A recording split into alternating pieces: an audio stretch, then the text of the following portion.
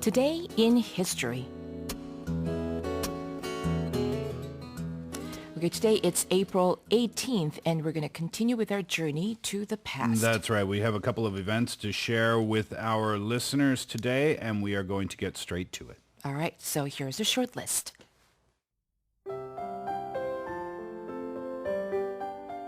Today in history.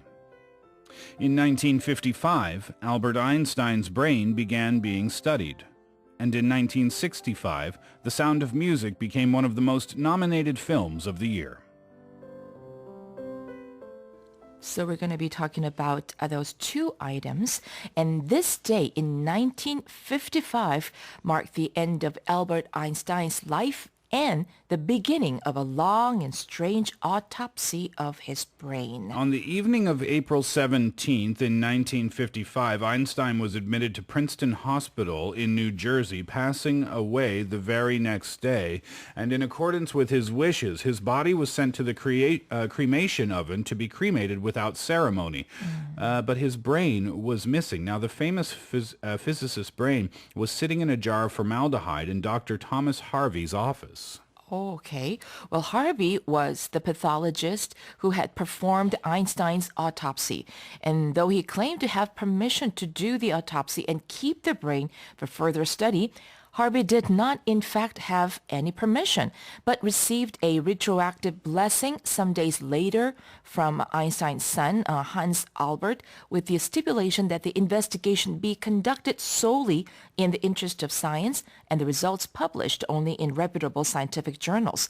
Well, it was a remarkable coup for the scientific community to have access to one of the best scientific minds of the 20th century. Harvey never published any findings, though. But one researcher, Dr. Marion Diamond of University of California at Berkeley, made some interesting discoveries. She found that Einstein's brain contained about 73% more interconnecting brain cells than average, indicating that his neurons needed and used more energy. Oh, well, another pathologist, Dr. Elliot Krauss of Princeton Hospital, along with scientists at Canada's McMaster University, discovered more abnormalities.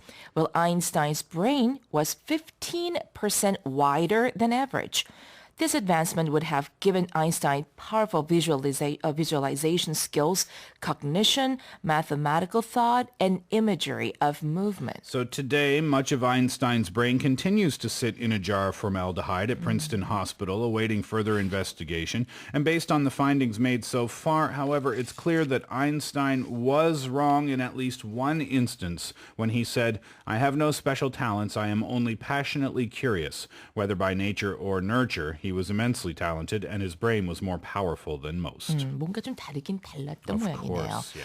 Okay, now, well, moving on to the movie world, it was on this day that one of the most well-known movies in history received an astonishing number of Oscar nominations. It was none other than The Sound of Music, which received 10 nominations along with Dr. Zhivago.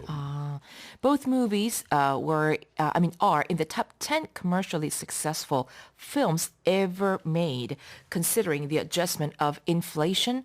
Well, both movies would appear 33 later on the American Film Institute list of the greatest American films of the 20th century. The Sound of Music ended up taking home 5 Academy Awards, including Best Picture and Best Actress. The Sound of Music was the first Best Picture winner without a writing nomination since Hamlet, and it would be the last until Titanic at the 70th Academy Awards in 1998. I see. So we just talked about two main events that have happened on this day, April 18th, one in 1959 and the other one in 1965. The Sound of Music, I don't think I've ever watched it start to finish, although it was on TV about 2 or 3 weeks ago. You might want to check that out from the very beginning to its end. I think I should, right? Yes. Okay, so that was Today in History, and we're going to wrap it up right there.